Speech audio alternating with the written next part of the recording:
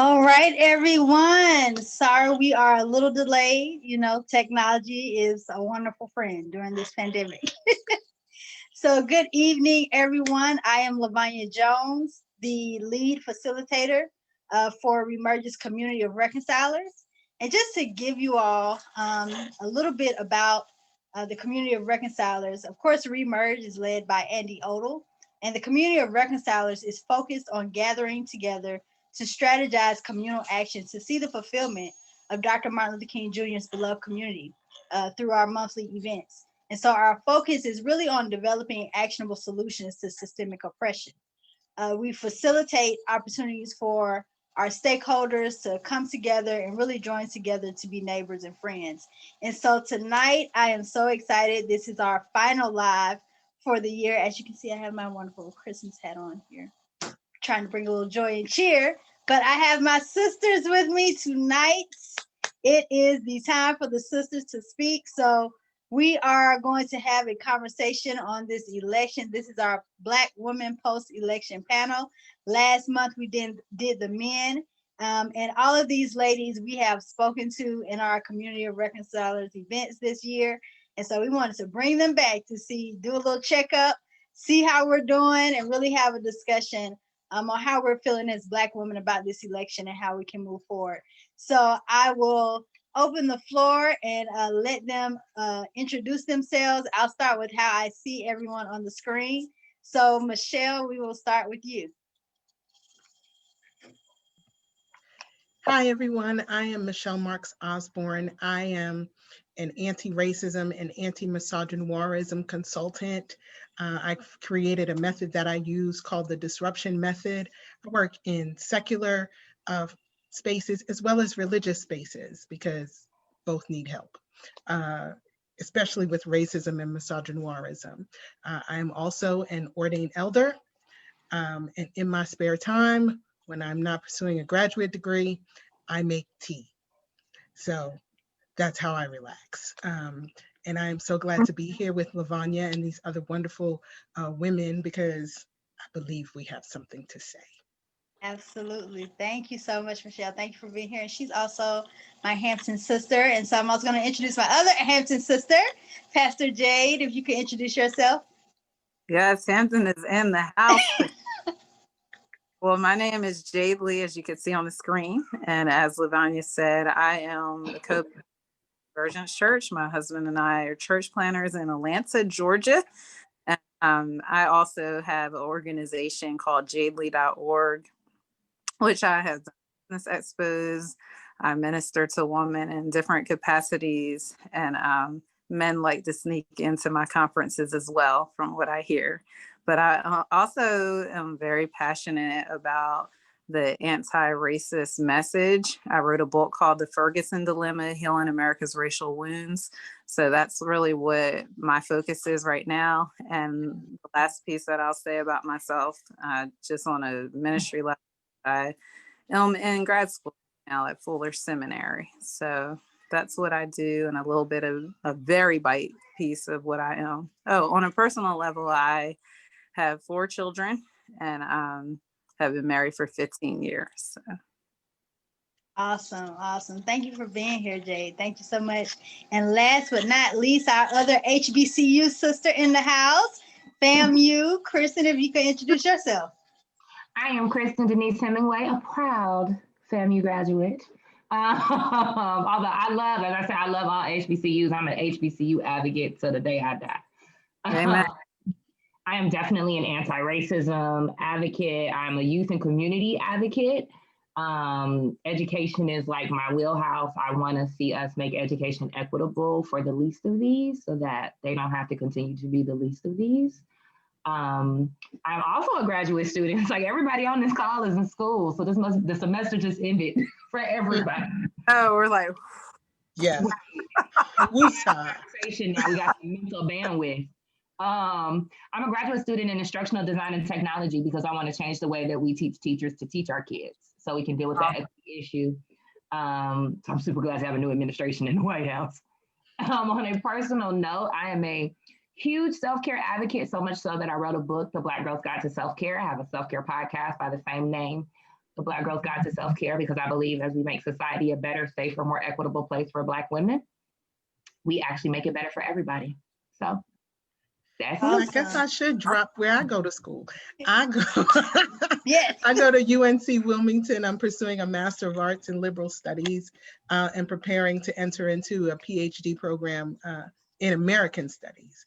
And my planned focus is the intersection of womanism and reparations. Awesome. That's Very so interesting. awesome. your research. Oh, Yes. So I guess I should give, because I don't think I've ever given the listeners a little bit of background of what I do as the host here. But I'm an HBCU advocate. I've been working in higher ed with HBCU students for over 5 years. I am also currently in school getting my doctorate of education with a focus on entrepreneurial leadership as my research focus, majors organizational leadership. And then I also am working with local HBCUs in the Southeast region in the new year to connect innovation hubs throughout the Southeast region. And as you can see on my banner here, I am the founder of Consciously Funded, which is a social justice media platform to amplify the Black and Indigenous voices of social impact and counter the white savior narrative. So we are all anti-racist here. So ladies, we're gonna jump right into this conversation. The right. election has officially been announced. The 72nd That is time. over, okay? Although folks still saying they're fighting for the soul of America, but I'm sure we'll get into that. How y'all feeling? How y'all feeling about this election season, what we just went through? Well, I'm the only one who's not in Georgia, so I have exhaled a little bit, but with the way some key elections went here, I really am not going to have a break. So I don't understand how Tom Tillis is still in office, but he is. He's still our senator. And we have Laura Trump, who is planning to run for the other Senate seat when Richard Burr retires in 2022. So we have a lot of work to do here in North Carolina. We had a really wonderful, progressive Black woman Chief Justice who was appointed by our Democratic governor who was reelected, but she was defeated by an arch conservative who only ran against her because he was slighted. He felt slighted by the governor because the governor didn't choose him 4 years ago to take the Chief Justice seat. And he won by like less than 500 votes. So we have a whole lot of work to do here in North Carolina. We need people to move to North Carolina who are blue because it just, there's a stranglehold here. And it will not be broken if we don't move some things forward and move the needle where it needs to be moved to. That's real. Mm-hmm. I would say Georgia is not over, right? We just started early voting for our January runoff for both of our Senate seats. Mm-hmm. I don't want another text message. I don't want nary another phone call. I don't want another email. I just want these people to leave me alone. I'm knocking on your door. Oh, I haven't, Lord, keep me here. I haven't made it that far. Nobody has yet knocked upon my door, Mm-hmm. but I definitely get at least 4 emails, 3 text messages, and like 2 phone calls a day. Wow. I've never missed an election. I have consistently voted since I turned 18 years old. Mm-hmm. You can see this. You have this data. The odds of me missing this election are very, very slim. Leave me alone. But I'm disheartened actually, even still with the election. Like in the end, Kamala and Joe, I feel like they're family friends at this point, right? Kamala and Joe did pull out the victory, but the fact that it was as close as it was is still disheartening. The fact that there are still people contesting the results is very disheartening. I've definitely driven through protests in downtown Atlanta. Like, are y'all kidding me? The fact that there's so many people still actively trying to disenfranchise voters is super disheartening. And so it's like, we didn't win the war, we won a battle. Mm-hmm. But this war is ongoing. This misinformation campaign is ongoing. And it's like, there really is no rest for the weary. Mhm.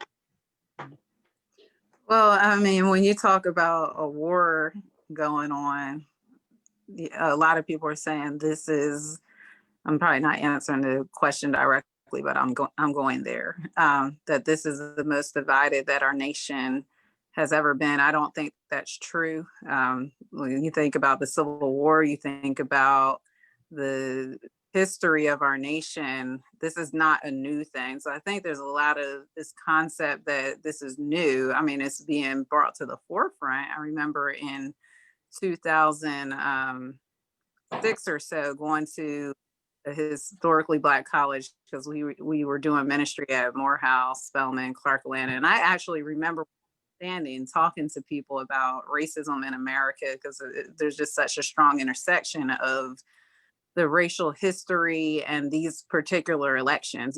No one can deny that, regardless of where they stand on politically. It's there. There's some presence there with that. And people were saying we're living in a post-racist nation. Like, this is Black college students, and we are looking like. And you would ask them about their history, and these students just had no clue. So I think I'm encouraged by the awareness that's there now in 2020 versus maybe 2005, 2004, 2003. Even in the music and pop culture, there's more of the communication of that message and the need to educate yourself, the need to understand your history, to know where you're going. So I'm encouraged by that there's been, to me, a sense of awakening to some degree, even in the Black community. But then, of course, there's the discouraging reality of where we're at right now still, and the ways to go that we have. So I think it's just a soberness for me that we still have a long way to go. We are in a war. We've been in a war. This is not a new war.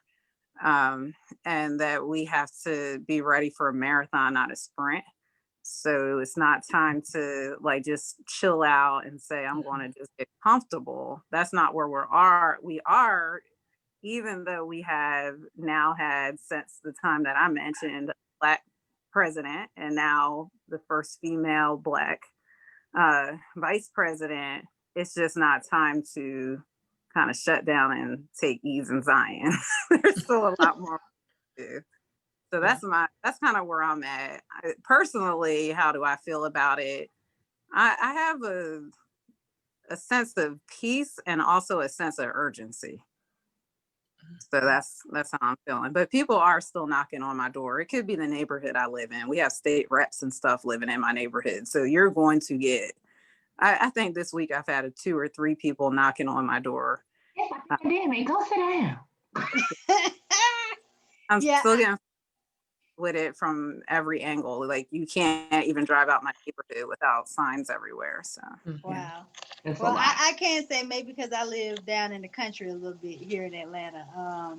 I haven't had anybody knocking on my door. Thankfully, I haven't had any text messages. I might have had some phone calls, but y'all know if it's a number I don't recognize, I don't necessarily answer unless you leave a message. But we have been getting things in the mail, handwritten letters, all of that. But since I moved back to Atlanta in 2007, I don't believe I've missed an election. I will say when I was in college in Virginia, I was very confused on how to do the absentee ballot thing, and I never could get a straight answer from anybody on how I was supposed to do that. Yeah. So unfortunately, when I was in Virginia, I never got a chance to vote because I just could not get a straight answer from people on how I could vote in the state of Georgia, being in Virginia. But as soon as I got back to Atlanta, you best believe I have participated in every election. So for me, I kind of feel the same of all of you all's sentiments.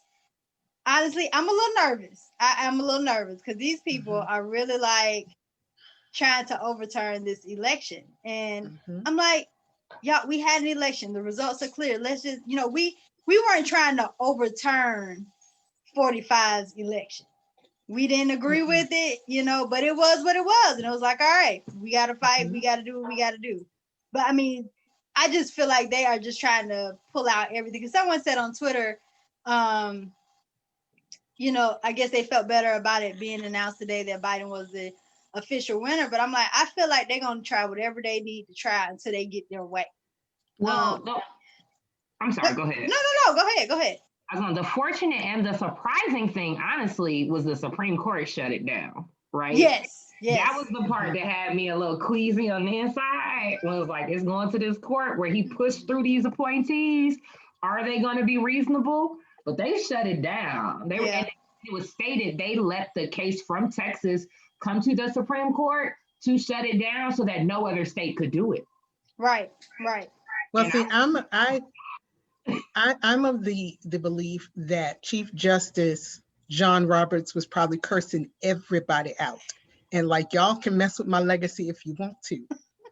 I will make your life hell until I retire. That's how I kind of thought about it, because if they had allowed that to go through, his legacy as a Chief Justice would be tarnished. And he already vacillates and can't be trusted. But one thing we know people like is we know they like power, and we know that they like to be reviewed favorably, right? And so that's something that I've watched him and how he maneuvers.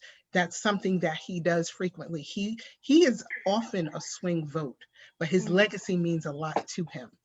And so, just with any other Chief Justice, their legacy means more to them than a lot of other things. Right. So I think that had more to do with it than anything else. I don't think that it was the thought that, we're going to not disenfranchise folks, because if that was the case, they would have ruled against faithless electors versus saying that faithless electors are constitutional. Because that means that if Biden had won in a certain state and someone was like, I don't like him, I don't care what you say, I'm still gonna cast my vote on the other side because I have no faith in him, then you're still subverting the will of the people.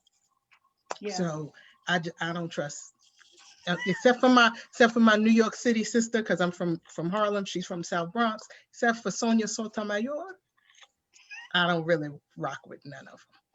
Right. Yeah, I mean, that's, go ahead, I'm sorry. Because I've seen her, I've watched her work. I know, I'm sure of where she's always gonna fall.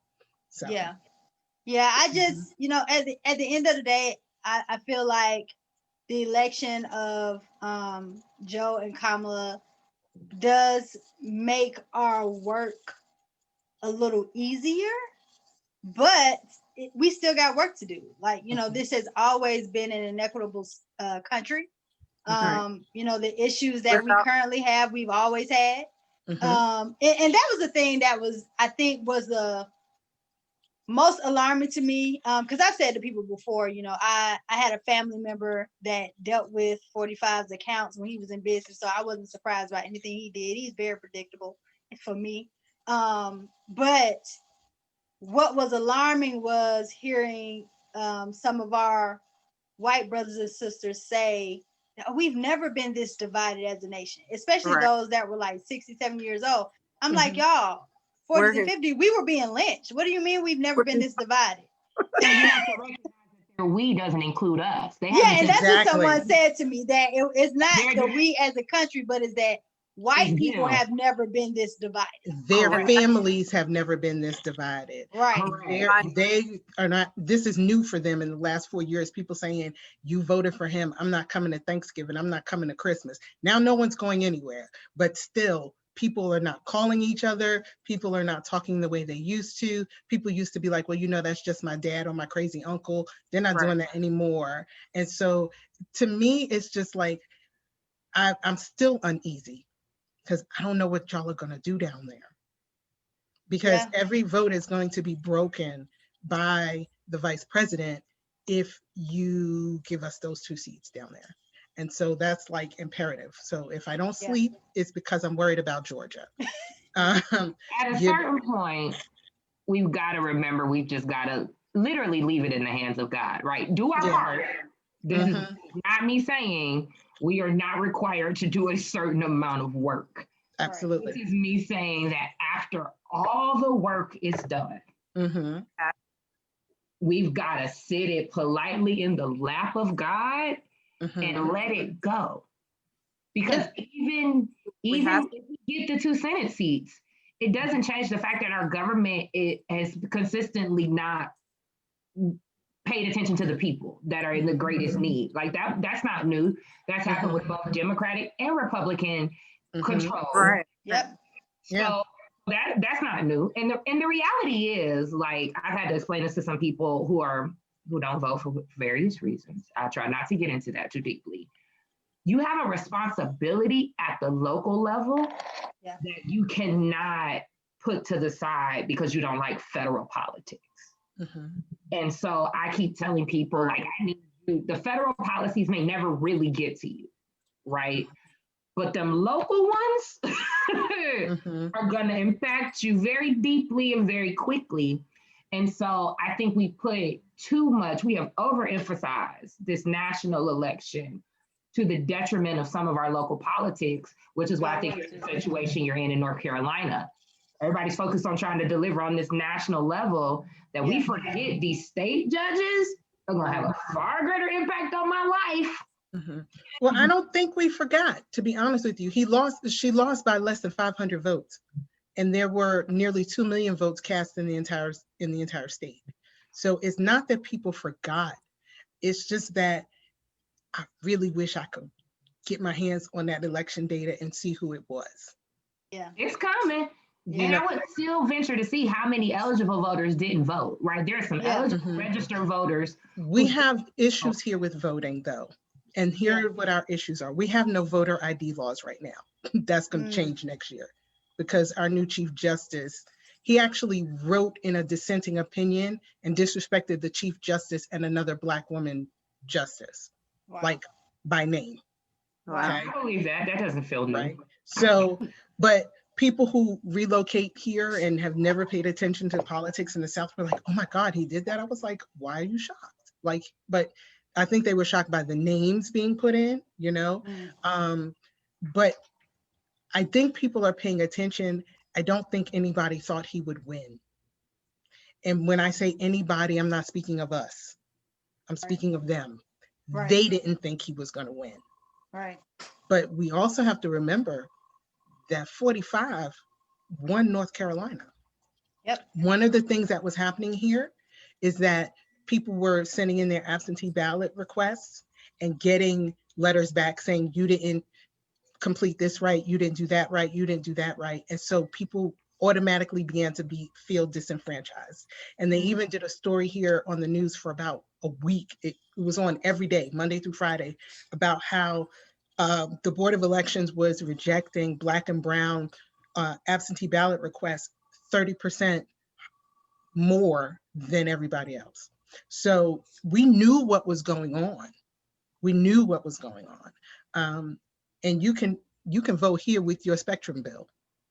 Wow. You don't even have to show your ID. The first time you go to vote, if you've never voted before, you could take a Spectrum bill, you could take your car insurance, you can take, because we have no voter ID laws right now that require a driver's license or a passport. So the access to the voting wasn't the issue.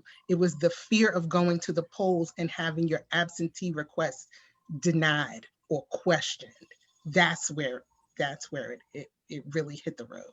Yeah. And even with that, a lot more people voted than we anticipated would vote. Same here in Atlanta. A lot more people voted than previously. Jade, I know you wanted to jump in. Well, I was on a whole nother topic. Go ahead. That's fine. You can reroute us. That's perfectly fine.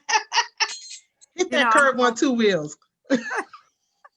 I'm always thinking about this historically because that's just what I focus on. And but I was just thinking about Abraham Lincoln because I think Michelle mentioned how, you know, a lot of politicians, we know that on either side, they may not be the most honest or upfront or just don't really care, you know, and even shown that they do not care about certain issues. Very readily. But, yeah. Like, literally shown that on their clothing. But there's this kind of phenomenon when I'm sitting back. I remember in 2015 or so, when I was writing the history of our nation from the colonization of Africa till now, which now I'm like ready to go back further, but that's what I was writing at the time.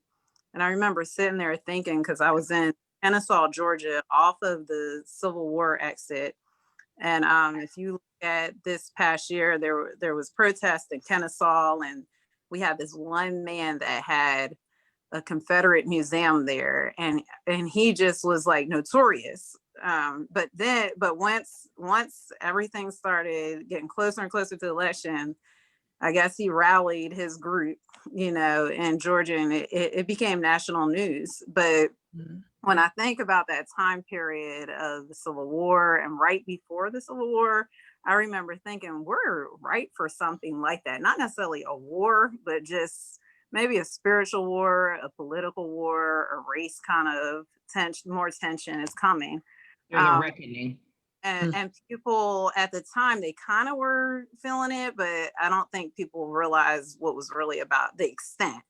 And I don't think it's over either. But when I studied Abraham Lincoln, who is a hero in our nation, if you look at him, even though he was used to abolish slavery, that was cause. Like he was used to abolish it, and he finally made that a cause of the Union Army. But he was more interested in other factors.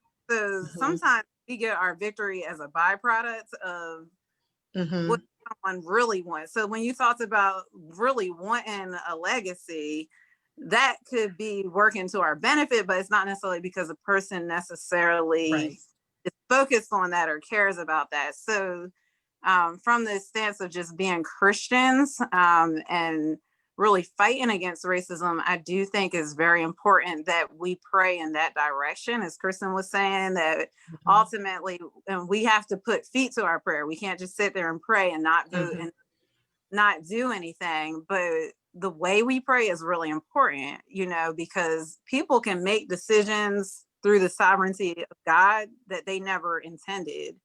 So that's just what I was thinking of as you all were talking, that we're in an hour like that, where there's like a lot of like tipping points, even in Georgia. I remember during the elections, everyone was watching Georgia to see what was going to happen. Like everyone looking at Georgia. And I forget where I was, but I just remember like TV, Georgia. Yep, absolutely. Like, what happened in Georgia, So it's interesting. It is feeling to be here right now and to be in the South as a Northerner. It's very and I think you pointed out kind of what my nervousness is, just thinking about, like you were saying, we're ripe for this tension. I just don't feel like Democrats or anyone else is taking the some Republicans' desire, I won't say all, but some Republicans' desire to overturn this election as seriously as they should. Right. And it could just be that, maybe they're not saying much to us on, through news outlets or whatever, because they don't want to fuel the fire. But I just don't feel like they're taking it seriously enough.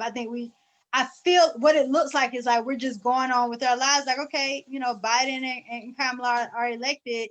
We can move on as normal. And I'm like, y'all, they just had a whole protest where they were attacking churches and stuff. Like, that is, we have to pay some attention to that. Not that you make it a focus, but I don't know. I just feel like there has to be some extra protections or something. You had 100 Congress people sign on to that baseless lawsuit to overturn 130 plus. Like they shouldn't. There should be some type of censure for that, because your desire, because you had no proof. That was kind of the funny part of all the lawsuits. It's like at every point, it was all fun and games until you got in front of a judge, right? And every judge was like, "Okay, you're here now. Do you have proof?" And well, so maybe get out my courtroom, right? At every turn. So when this got to the congressional people signing on, you're signing on to something that is baseless, that has literally lost every single courtroom, because it's baseless. And you're still willing to sign on to it because you are okay with being associated with disenfranchising part of the American people.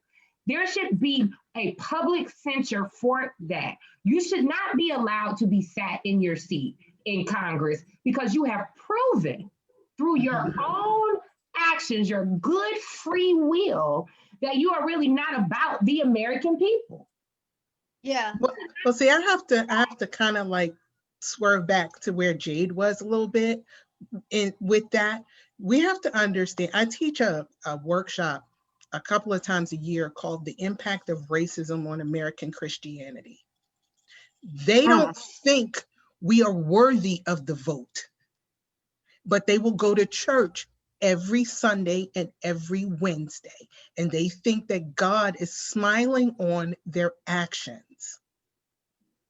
That's the bottom line of all of this. They don't think that we're worthy of the vote. They don't think we're intelligent enough to vote. They think that if we vote, that it's like some, like we're part of this machine where we don't think, right? Yeah. So we just vote because somebody told us how to vote. And so it's not that they don't see it as voter disenfranchisement. They don't see it as voter suppression. In their mind. And they think that God is smiling on them. If you look at their Facebook pages and their Twitter pages, it always says God, guns, and country, or God and country. Idolatry, because God and anything is idolatry. Can we call that part out? But see, here's the thing. You can't, I'm a simple, well, I'm not gonna say simple. I believe the Bible simply. That's what I'll say. The Bible says you cannot love God and hate your brother or sister who you see every day. So if you hate me and you don't think I'm actually human, you've disregarded your own Christianity. I can't even say that you would be recognized as such. Yeah, I mean, that's the thing. Handle something so simple. Yeah, because I've been in those, and Jay knows, in these charismatic prayer circles, things like that. And, you know, I still follow some of their pages because I want to see what you're doing. And, you know, there's this one guy who was considered an authority on intercession, and literally every single day, he's like, we need to pray for the soul of the nation. Pray that that Trump wins. Pray that, you know, and I'm like, can we pray for equity? Can we pray for those on the margins to receive justice? Like, what about, we've never had prayer meetings for that. You didn't call for 7 days of prayer for that. You didn't call because they don't think we deserve it. Right. Because the social gospel is not the gospel to them. So the idea of justice and God of justice is just not the gospel, because they have these boxes of what sin is, you know, you like, these are the sins that are problems, and these are the major sins, but because there's such a deeply ingrained historical racism that they're just, I don't even want to say blinded, because some of them, I don't know if they're really blinded, but that's just been there. They have hardened hearts. That's what that is. Like, it is a stronghold, and to see 2020 has brought it out more than ever, I would say. I mean, it's always been there, but 2020 amplify it.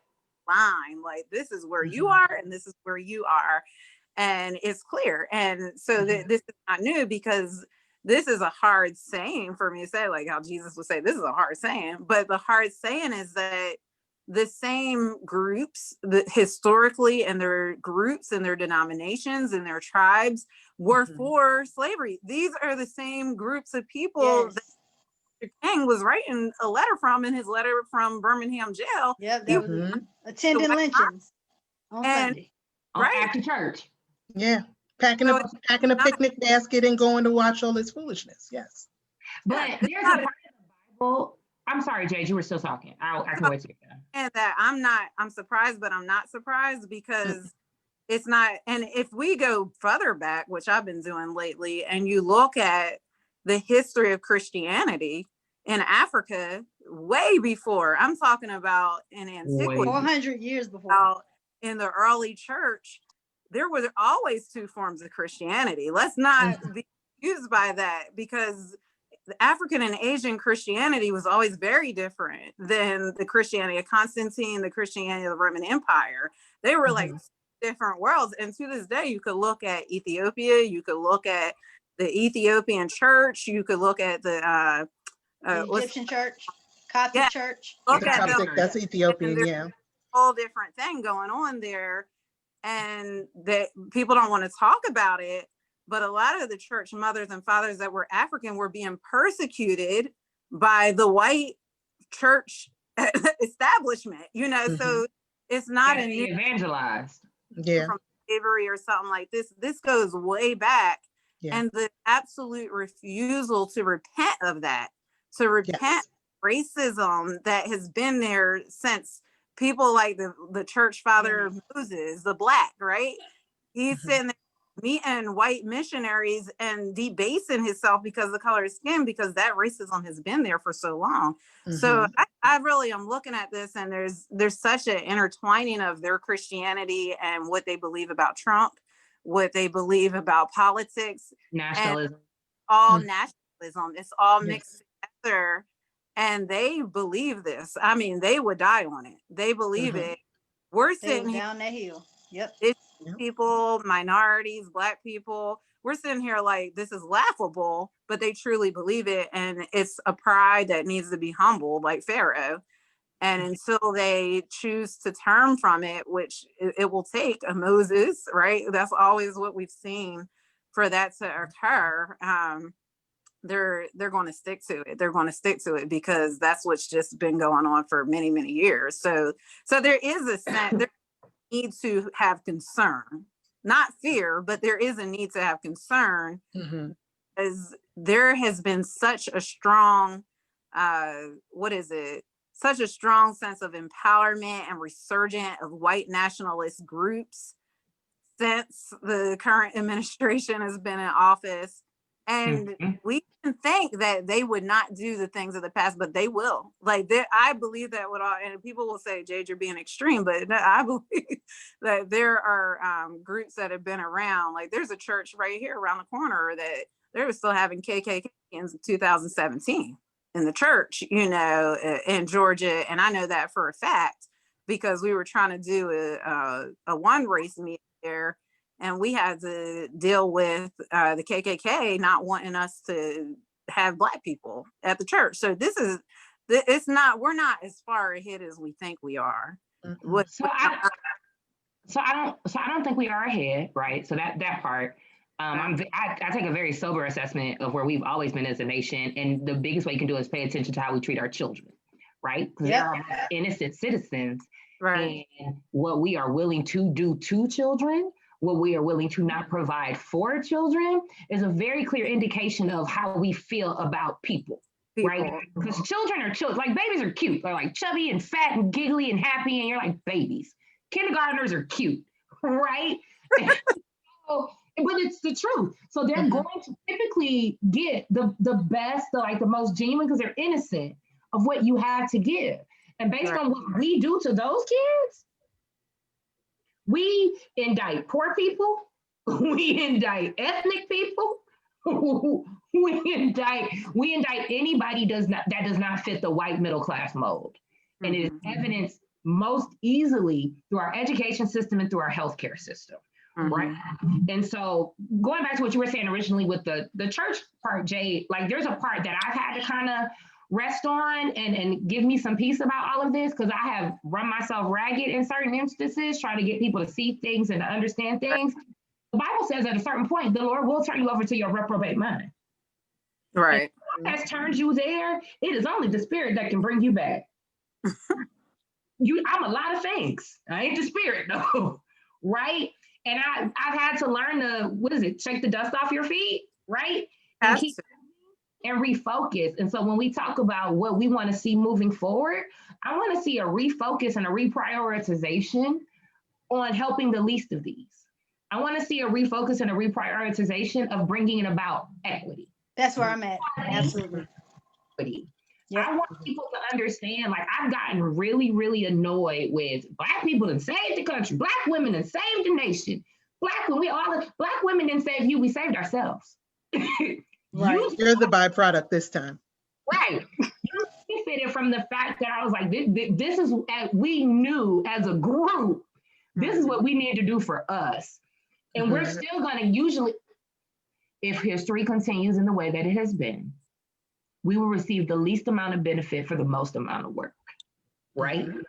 So I would like, when we talk about progress and what progress looks like, a refocus on the issues that are most pertinent to Black women and children.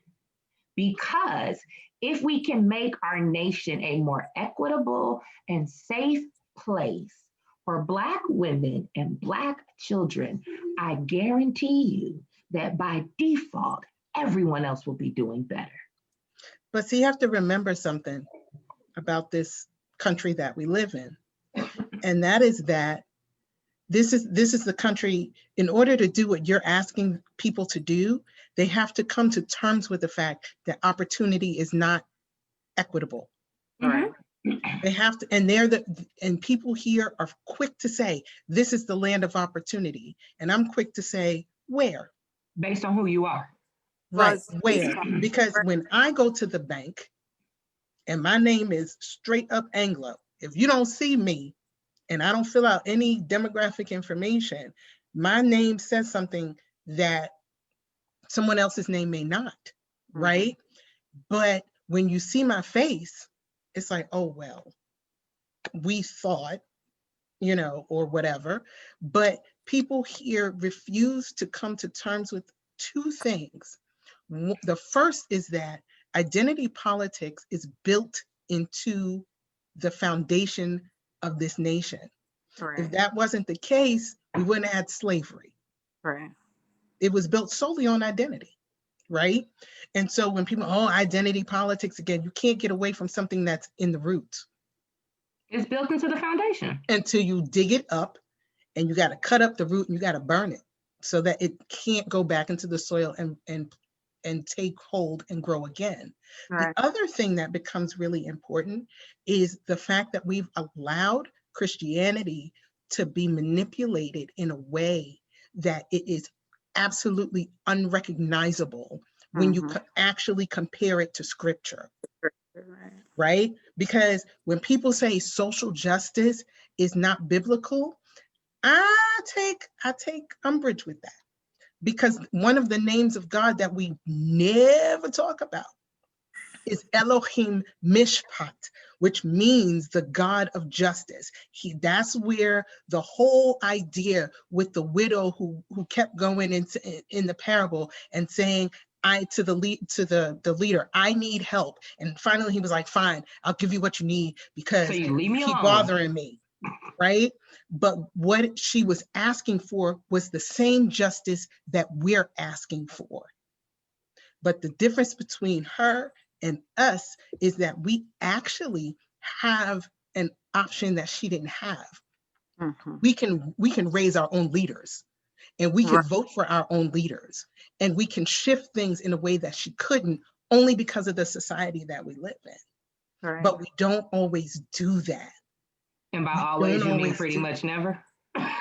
Well, no, because I have worked in political spaces working with candidates. And so it happens, but it's costly, it's time consuming, Yeah, not just very money. costly. It's time, it's preparation. And people think they could just wake up and go, I'm running next year. No, honey, you should have said that in 2019, because you need 2 full years to prepare to run for any office on any level, if not more. But we have to wrest Christianity back. And that means the Black church has to contend with some stuff too. Absolutely. The Black church has to repent for some stuff too. See, because when they start talking about, I'm pro-life, but I heard nothing from you last week when 2 Black men were executed. I didn't hear nothing from you. You don't value life when you are okay with food insecurity, housing insecurity, with education, with lack of health insurance, with not even health insurance, with lack of health equity when dealing with doctors and nurses. Yes. Right? Health access. There's limited access. You're not really pro-life, you're pro-birth. And if you support a liar, I need you to pick up that book you claim to believe in, and you need to see what the Lord said about liars. I didn't say he said it. It said in Proverbs, there's 7 things that he hates. The last thing that he hates and in his abomination is what? Lying. A liar. Yep. Jesus came back and was like to the Pharisees, you are of your father, the devil. Why? And the devil is the father of lies. I didn't say it, he said it. I just repeated what he said. You can't be mad at me, be mad with him, take it up with him, and then fix yourself and change your ways.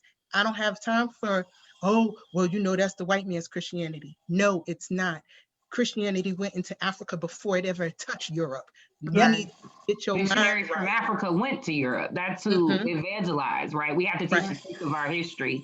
Right. We also, the one place I would give some pushback, I don't think we can take, I don't think we should settle for the systems as they presently are, because literally the foundation of all of the systems that we're operating in are built in white supremacy. Yep. I'm tired of working in white supremacist systems. I want to blow it all up because the foundation is faulty. I'm not saying work within them, but I'm saying there are some, but I'm saying that while we're destroying it, we need some inside people. You always got to have inside people. Right? I'm saying both and, but because of that, it may not take as long if we build coalition the right way, right? About a candidate who we know is about all the people, right? Because everyone is God's child, whether or not they recognize it. So I want freedom and equity for everybody. Absolutely. Right? And so when we get those type of people that we can, those are the people we have to undergird and push up and support, who are saying, I support the agenda of God, which is equity for everybody, whether or not you agree with me, which is equity for everybody, whether or not you would vote. I know you will vote against me and I'm still make the right vote for you. Right. Yeah. And we've got to make sure that, because what I see, and I think this is a part of the division in the church, and even in Black people in general, I typically see people just waiting for their chance to be the oppressor. Right? Yes. There is a lot of that, yeah. They just want to be the one at the top of the system. And if I can be at the top of the system, then I'm fine with the system. I want to get rid of the system. I don't want to be at the top of an inequitable system. I don't read them things on my books. I got enough on my books. Jesus and I gonna have enough to talk about when we meet each other face to face.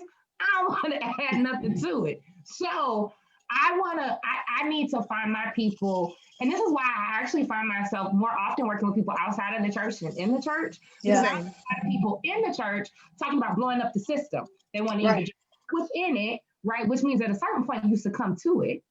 Or they just want to be on top of it, which again, at a certain point means you succumb to it. No. Yeah. Put it down. Yeah, we're not willing to rock the boat enough. And going back to something Jade said, I think too what we've been saying, this is I heard in my private time recently, the Bible talks about letting the wheat and the tares grow up together.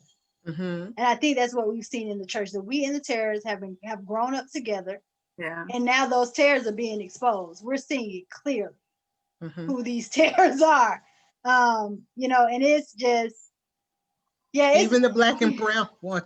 Oh yeah, even the Black and brown. Like I literally saw a Black pastor yesterday in Atlanta having a prayer meeting so that Trump can win. Yesterday. So I'm not like, surprised. y'all, we've had an election. Let the results have spoken. You just do what we did. We said in 2016, all right, we got to get up and do the work. So if you feel like you were disenfranchised, then just get up and do whatever work you feel like you should be doing. But they weren't disenfranchised. Oh, I know that. That's the whole point. They were not disenfranchised. They got beat, and they got beat soundly, and they got beat by totally urban centers where voting was 30 to 70% lower in 2016. Yeah. And suddenly people were like, wait a minute, my baby's in the hospital with asthma and I can't afford an asthma pump anymore. This is happening, that's happening. And so people woke up. Yep. I'm a firm believer I'm with you, Kristin, in destroying things. I like to destroy things and rebuild them because I think that's what Jesus does with us. I think that Jesus does that with us. He tears everything down and then he rebuilds us in the way he wants us to be, right? Yeah. But at the same time, I subscribe to a book I read when I was like in the 10th grade called The Spook Who Sat by the Door. I read that book. Right? So that's why I say you got to have inside and outside because you need somebody with their ear to the ground who can come back and tell you what's going on. But you're right, we have all these people who like what did I say before? People like power and they like a favorable legacy. So if they can get one of those two, they'll take it. Mhm. But Yeah, more I want often people than not, not they'll to- sacrifice a favorable legacy for power. Absolutely, which is why the other aspect of that I think we keep talking around but we don't get to is the miseducation of people. That's kind of the thing that terrified me the most, because if I can miseducate, I can lead you to do some heinous things if I can control your thought process. Right. Right? So when we talk about education and education equity, that's where freedom lies, in your ability to critically think, in your ability to push back against it, and your ability to know the whole truth. Right? I had to tell a teacher once, stop starting people's history as slavery. Right. Mhm. My history goes Way back. We created education, my friend. Right. Right? Your Socrates, your Aristotle, and your whoever else you want to learn from Africa. They got math and science from us. Africa. They went to the universities in Timbuktu and they stole the scrolls from there and relocated them, but they can't write them, which is why you still can't recreate what was created before. Right? Exactly. And so, but we're not teaching that, right? So we need to give the basics of a civic education, and we need to stop waiting until people are 18 to try to engage them. One of the best things that happened to me, and why I am so civically minded now at 39, is when I was in middle school, when I was at Alonzo W. Bates Academy in Detroit, Michigan, they brought in everybody running for a public office, and we had a full day as children, K through 8. And when I say you were running for city council, you were there. You were running for school board, you were powerful. there. I asked the question of both of the mayoral candidates that ended up in the newspaper. You can't tell me that my questions and my voice don't matter when at 13, you proved to me that I was worthy of answers for people running for top office in my city. That's what the kindergartners and the first graders and the second graders saw, was one of their fellow classmates asking difficult questions, right? Of these people who say they want the privilege of leading you. Right. We've got to stop waiting till people are 18, and we've constantly told them, sit down and be quiet, right? We need to teach people what it means to be a good citizen, which is far more than voting, right? Absolutely. It is being involved in what's happening in your community and what's happening in your neighborhood. It's holding the people who get elected. I don't care if I didn't vote for you. At this point, you represent me. And I'm going to hold you accountable to the fact that you represent me. So I'm gonna be like the woman who consistently went, Kristin's here again. Right. Right. We got some things to talk about. And I think of one of my dear sister friends who, through her neighborhood association, through her MPU, got a stop sign put in on her street because it was that important so that they could cross the street safely so she can go on a walk with her children, right? She didn't vote for that person because they didn't even live over there when that person was elected. But that person is now accountable to the people in their community. We've got to teach that type of civic education. That state house doesn't belong to the representatives, it belongs to me. And if I don't feel free walking in there and calling you off the floor and telling you I got an issue and this is the Senate bill, we need to teach people how to search the Senate bills, how to search all of these laws so that your voice can be heard, because it is worthy of being heard. That's the biggest trend. It's not getting you to speak up, it's knowing the value of when you speak. Yeah, I think that's powerful. I mean, that's what we got to teach. The citizen, what it means to be a citizen, a good citizen. Yeah. See, I can't even remember the first time I went into a voting booth. I think I was like 3 or 4. And my mother used to take me every election, but she used to pull the, well, that's back when you had the old vote machines where you had to turn the little thing, and then she would let me pull the lever. Yeah. So I thought I was voting. Right. But you're very right. You're so right about teaching civics. But we have gotten along for so long going, they don't listen to us. I'm gonna just do what I have to do. That's what we do as a group, as a community. We'll go, well, they're not listening to us anyway, so why do I need to vote? And if we do vote and things don't happen the way they need to, we just kind of like go, well, I'm gonna just do what I gotta do to make sure we good. And that has led to, in 50 years, 60 years, a total withdrawal from a system. That when I think about it, My great-grandmother, who was born, one of them was born in 1892. She died in 1974. And she voted, the first time she voted was 7 years before I was born. Wow. In North Carolina. Like, we have to make somehow between, because I'm 48, I have no problem saying I turned 48 last week. Be 48. Thank you, darling. Yes. Thank you. And so, but there has been some sort of disconnect, and we dropped the ball between what my mother told me, and probably your parents told you, and what is now being told to young people, or not. Yeah. At home, at church, in certain community settings. There's certain things that we just don't talk about anymore.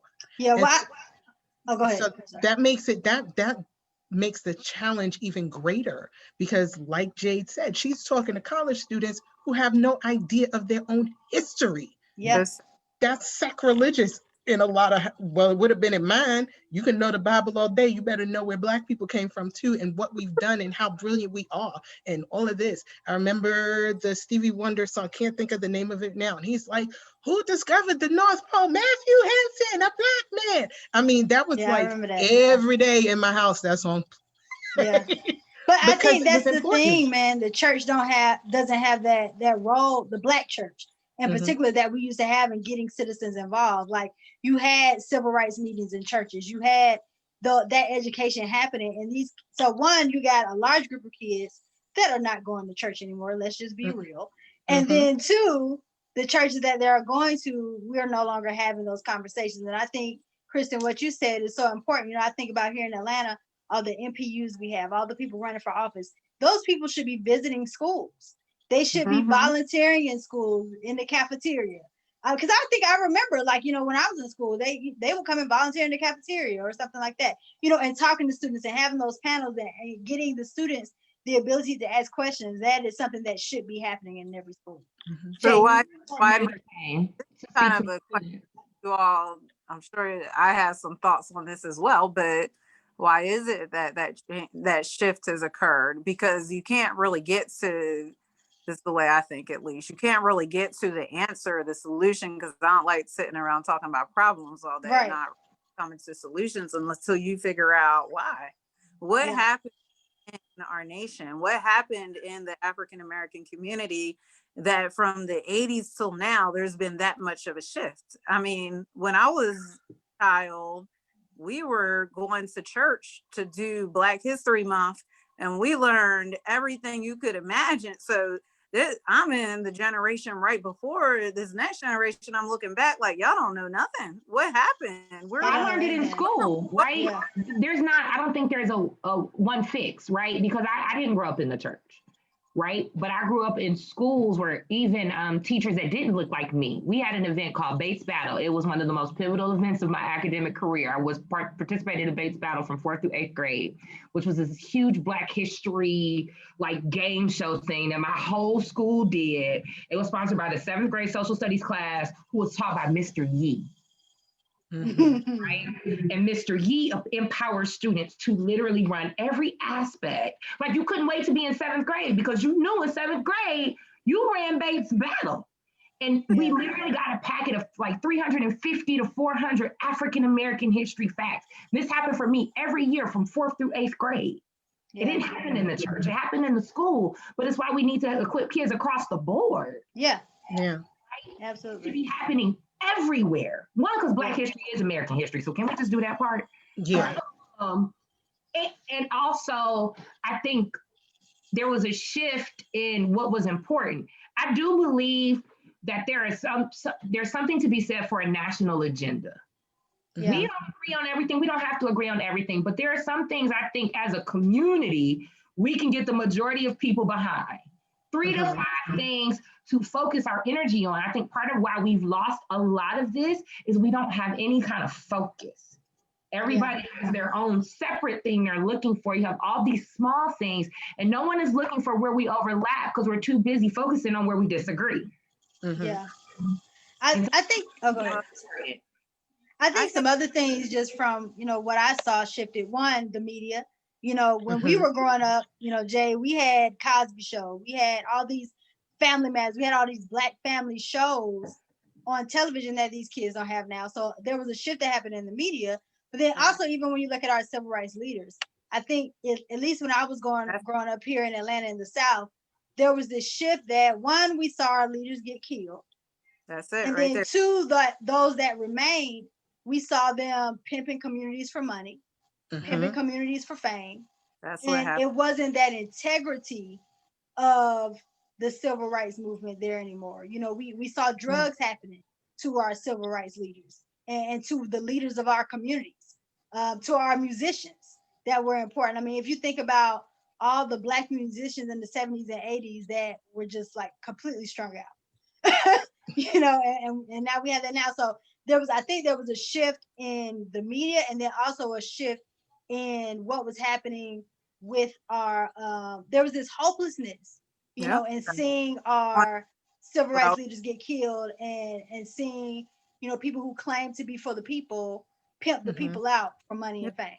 And so because that has happened now at this point, there needs to be, you know, I love that term, Sankofa, a reaching back. There has to be, and I love, you know, and a lot of people, churchy people might not like this, but I love what I'm seeing happening in hip hop right now. I love what I'm seeing happening in the music industry and in some of these other sectors that we don't even pay attention to, because it's like, you're not supposed to go over there if you're in the church.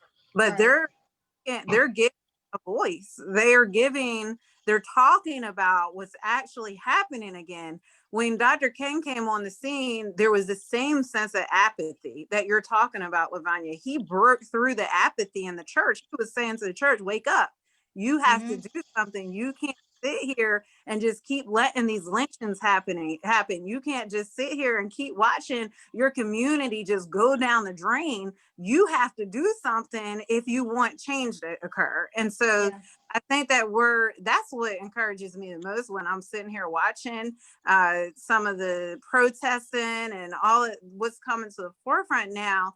But I would say, if I could be a voice to the Black church specifically, this is our hour to wake up and to speak in, and no longer sit back and allow the gap between justice and injustice that you're seeing happen to your own community, your own kids, your own families. And I would even say that some of us are real apathetic because of the economic difference as well, because we're not going through what Ray is going through over there in the hood. So I can turn a blind eye, but you can't do that because, you know, it's going to hit your home eventually. Like Esther was told, eventually it's going to come knocking on your door if you sit there silent. So, you know, it's just a time. I really love what Kristin said, where we're empowering the next generation. I think that the church has failed in some ways to really keep focusing, and I'm going to talk about the church because that's just what I do, but to really focus on that next gen because of a lot of reasons. But we have to go back to that if we want to win this war and to bring down you're talking about bringing about systems. To me, that is spiritual warfare. Like the system's not just going to come down and bow down to you. Because you said a few words, like you have to have some power behind you, and you have to be consistent, and you can't think that one or two marches is going to bring down a whole system, you know, because it's a war. But yeah, I think you're hitting it on the head, Lavonya, that hope was lifted in a lot of ways when Dr. King was assassinated. And I think there was also a sense of apathy that came upon the nation, you know, and a lack of, we're looking around like, well, who's going to lead us now? And not enough people being taught that you have to do it. You know, we are the ones we've been looking for. You are that different. So that's what I would say to anybody watching this is never underestimate the power of what you have to the table. You may not be called to politics. You may be a writer. You may be an educator. You may be in some other field and you may never run for an office. But when you look at movements of the past, we needed people in every sector of Mhm. society in order to really make a national change. So I think that that's just key, that we're speaking that and continuing to pour that in, even as mothers, into the next generation, if we really want to see that shift occur in our own communities. I Absolutely. think You all that had gets into what the church can do, right? Mhm. Part of what Yeah. the Black church can do is say, can we get our educators to focus on this? And Yes, right. if you have, maybe you're not, I am not an in-school educator because I would get fired. You got to know your roles. But Amen. as a person who has this background in curriculum development, can you Right. help this educator write this curriculum so that these students can get this civics lesson or this whatever? You, business person, can you fund it so that this curriculum writer can eat while serving God? Like, I think part of the role of the church is to help people get in right position beyond choir and usher board Mhm. and things Yeah. that directly affect what's happening in the church, because the church is supposed to be ingrained within the community. Right. I think you were asking what happened to us. You all had Dr. King. We had Malcolm X. Yeah. Literally, where his funeral was around the corner from my grandmother's house, right? So we had Malcolm X. And by the way, I lived in Lavonya for a couple of years, so I'm well versed with I was all over the country trying to find out where I wanted to be. And so And you I live in think, the whitest part of it, so I listen, know you honey, had some moments. yes, I did. But I think what happened with the church was the intersection of crack and prosperity gospel. Mm. That was the intersection that started to see the breakdown of the church. Jade, you mentioned Ray Ray. Half the time, Ray Ray is sister so-and-so and brother so-and-so and deacon so-and-so's son, daughter, nephew, and they act like that's not their family. Yes. We cannot serve God and do a disservice to our families and ignore our families and sit silently by while alcohol, drugs, mental illness, miseducation, uneducation, all of that wreaks havoc on our families, because Right. the church has forgotten that your ministry, your first ministry, is your own family. If you cannot deal with your own family, how do you deal with everything else? I'm not saying that Ray Ray's not going to have issues. I'm not saying that, Sister Junebug's nephew's not going to have issues. That's not what I'm saying. But we cannot look at people and judge them and say, you're gay, God hates you, you're on drugs, don't come to my house. We've done that and we've destroyed our own families. And then when they get better, they don't want no part of church because of what we showed them church to be.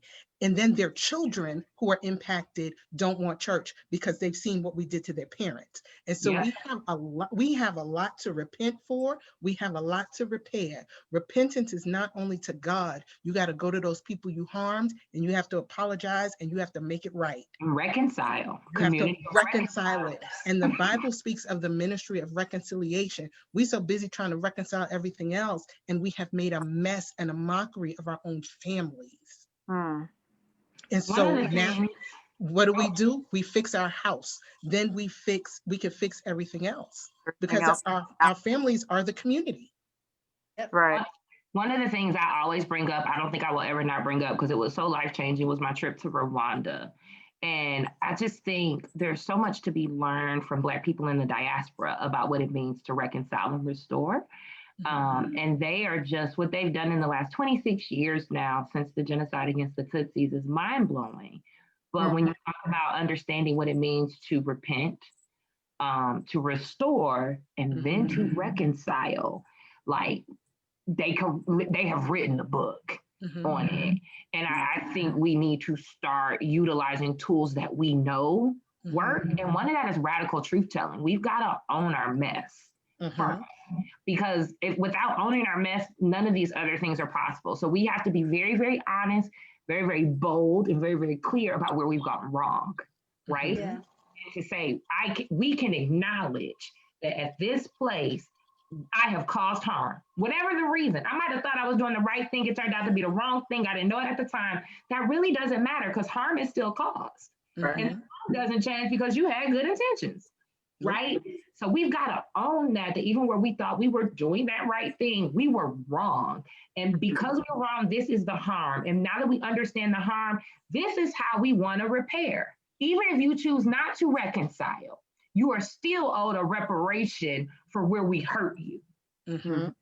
And then in the hurt, and when people, that's justice, right? The repair is justice.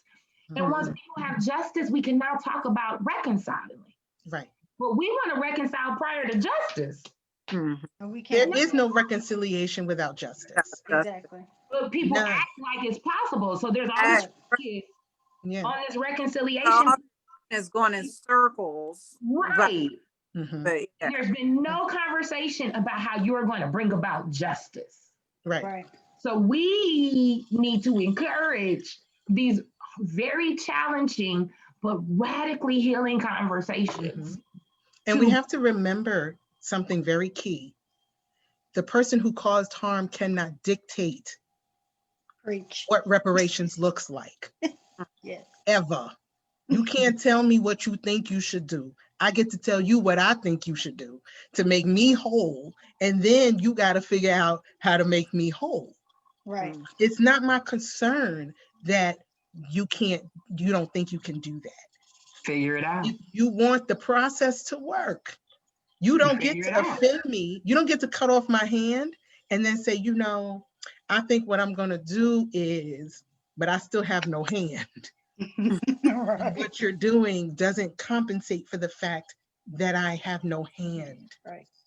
And that's where we mess it up. We're like, I'm still mind blown. I've known probably 35 years now that slave owners got reparations, but the enslaved were freed with neither boot nor strap and told, go do. Right. By the Pull way, yourself up by your bootstrap with no boots. Right. They did it. Let's be very right. The period of Reconstruction. Back to education, right? Yeah. No boot, no strap. You got schools, you got communities, you got businesses, you got churches, you have. But when we got too big, they burnt them jokers to the ground. Back to y'all can pray for me. That's not gonna be very transparent. I'm to the point where I'm just like, just leave us alone. If you leave us alone, we'll figure it out. And we'll do well. We've proven it time and time and time again that we are the ones that we've been waiting for. And if you leave us alone, we'll blow your mind. But you've got to be okay when we blow your mind. And it cannot. They're not going to be. But that power. Right. That's what I was going to say, Jay. Go ahead. Power dynamic there. Because history proves that that's never okay. When we. I mean, I know that, but that's, right. That's saying. We need to go back to doing what you're saying, though, regardless of power dynamic that keeps trying to oppress. We have to get the term. First place, we need to decide, and this is very Frank's strong statement, but we have to decide that we don't need white people to secede. We can absolutely on our own. We don't need because every time I was just at a neighborhood association that we're partnering with to help out, like 1,500 homes historically. Well, the neighborhood's historically white, but during the white flight, they all left. Now they're trying to come back because the housing market. Right. But in this neighborhood now, that the gentrification is trying to happen, which I don't know how far they'll get with it, but you're having white people coming. The Black people are all like, oh, we got to listen to her. So we have to decide that our voice and our opinion and our decisions and our community matters, and that we're not subject to white people to get ahead and to do anything. A lot of the problem there is that we got to break that mentality. That I need you to succeed. I need you to get ahead, because we have proven what Kristin's saying. We've proven that you look at the Black historically.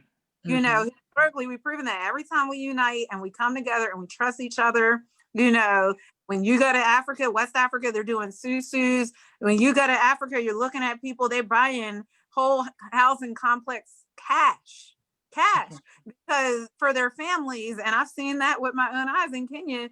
Why? Because they're putting their money together they're voting for their own selves. They're, you know, and they're doing what our Asian brothers and sisters do when they come to America. Well, the reason why it seems like every Asian restaurant has the same menu, why you think? Because they got the same printer, you know, they're putting their money together. They're doing sushi like that. And but because we are, they have embodied that. Reality that we can't do it. We need somebody else to help us get to there. You know, that kind of taps into segregation, which we're not here to talk about, but even prior to segregation, when you talk to older folks, they're like, our communities in some ways were better. That's what my mom said. Yep. Yeah. In our kids on our own, we weren't trusting so-and-so to educate our kids, and she just didn't care. Some of the best teachers you're going to have are older Black women that put their foot down, and they're like, you're going to learn this information. We ain't passing you through the system, and by the time you're in 12th grade and you can't read, how'd you get here? We weren't letting that slide. They had higher credentialed teachers too. When like we really look at what Brown versus Board of Education did, you got rid of teachers with master's degrees and PhDs that were teaching in the community for mediocre people from other cultures. It was like, but you who on top of being mediocre did not care. Right. Like don't do both. I mean, you're absolutely right. We have the biggest trick of white supremacy, the biggest trick of the devil through white supremacy is convincing us that we are not enough for ourselves. Yep. The funny thing is this, I grew up in Harlem way before gentrification. Yeah. I grew up in Harlem at a time where I did not see white people. Right. And when I saw one, it was like, what they doing here? Right. That was like the mentality. Oh, they must be up here to get something, and they're going back to their own communities. And I went to the very small Lutheran school that was all Black, run by a Black Lutheran church, so that was the basis of my education. I remember a Harlem that was vibrant and full of life. And I lived on the same street as doctors and lawyers and teachers. And then there was working class people too. My mom worked for the phone company. I mean, it was all these different types of people, but everyone was doing something. And the other thing was, if you were doing wrong, they couldn't hit you, but they sure could say something to you and say something to your parent. And you knew if it got back, you had a consequence. We lived completely communally. I remember Carver Federal Savings Bank, which was a Black owned bank right on 125th Street. I remember that bank. It's gone now. Gone. Yeah. It's been eaten up by a white bank. So that's why I say it's gone. It's not the same thing that it was. I remember engaging with Black people. I remember when I found out Susan Taylor lived around the corner. Because we used to read, yes, child, yes. She lived around the corner. And I was like, and then the Alpha House was across the street and the Kappa House was up the block. So we always saw Black people doing great things. And we thought moving out of the neighborhood instead of buying in the neighborhood was the best thing to do. Yeah. And we gave away everything. I go to New York now, I'm like, I hate it. I hate it. I hate it. This is not the Harlem I know. The culture is gone. Yeah. The vibrancy is depleted. I mean, so heart-wrenching. It is. And I looked on Zillow yesterday and I can't afford a brownstone up there. I mean, it's the same for Urban Avenue here, which was our heart. Yeah. It's the exact same, you know? So we got 5 minutes left, y'all. But I think we have to do something. And I think the church needs to humble down a lot. Yeah. In order we don't have to agree on much of nothing except our survival and then our thriving. Right. We survived, but we now need to thrive, and we need to rebuild our communities into not what they were before, but what they should have been based on that blueprint. Yeah. So there are a few things I wanted to bring out that you all said as we close up. One, going back to us being enough for ourselves, I was watching a documentary that was about Black farmers. It was a documentary that was done like in the 40s, 50s. I mean, it was showing how they were growing their stuff and teaching the kids in the community how to grow the food, make clothes, and the different machinery they were inventing to, make sure their rural communities ran well. And I'm just like, I think about the children who thought they were too good to do that work and needed to move to the city. And now we lost all that indigenous knowledge of agriculture, and we rely on these white-owned multinational companies to feed us. And we no longer can feed ourselves. With preservatives. With preservatives. And we no longer can feed ourselves. Our children, right, our children no longer have that knowledge that used to be taught rarely in our community. And the other thing, when you talk about Rwanda, as America, we have to get rid of this elitist mentality that we have, because there are countries in this world that have reconciled different cultures. There are countries in this world that have created solutions to homelessness. They have created all these disparities that we can think about. There's a country somewhere or a community somewhere that is doing it well and has created equity for those in their society in that issue. We have to humble ourselves as Americans and realize that we are not the best. We don't know the best. When you look at the numbers globally, we fall on the bottom of a lot of charts. And we need to learn from some of these other countries that are doing equity well in the particular area. And we have to be humble enough to accept that. And that's why I was so thankful just to at least learn that Biden had a conversation with the leader of New Zealand. Thank you. Somebody was like, what do you want in Biden's COVID plan? Whatever New Zealand did, that's what we need to do. Whatever they did, we need to do the same thing. I don't care what it was. I think you all brought out so many good points just on how we move forward, that I think what really came out of this conversation that we didn't have last month was the importance of the involvement of the community and having that civic education and that civic involvement, having our young people and those in the community being involved civically, going beyond just voting, but having those civic leaders come and speak to our young people in the school system, having people get involved in the things that are happening in their community, and having the church being a central place to prepare the people in their congregation to deal with what's going on in their families and to deal with what's happening directly in their communities. We send, not that it's bad sending money overseas, we need to help people overseas, but we also need to prepare our members not just to do things overseas, but to do things in the communities where our churches reside. I think that is super important. So we have to cut out drive-by church, meaning you drive in, you park, hallelujah, and then you drive home. We have to stop doing that. Yeah, absolutely. But I love that we're ending on that. Just coming back to community, coming back to our right, because that is the culture we've come from all throughout the diaspora, right? Is deep community, like return to that. Maybe it may look different, but that has to happen if we're going to raise up a new system. I think that is the system, honestly. That's just my opinion. That to replace the system that is here now. And that's why the system that is here now always retaliates against that. That is our strength. African Americans, I would say the Mexican community, Hispanic community has the same strength, but that is our strength, and it has been strategically broken apart. So we have to do the hard work of bringing that back together. So absolutely. I think you said it, Jay, when you said Sankofa, right? There's nothing for us to reinvent.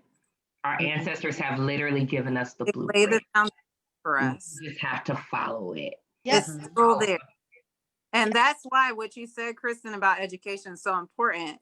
That's why there is a fight. I believe there is a strategic, systemic fight for us not to know that history. Because when you look at a child that learns that history, they change. They change, and they change the environment that they're in. My biggest heartache right now in my after school program is that we don't have it, because what were we learning? Lift every voice and sing, verse by verse, line by line, front to end, because of its significance to us as a people.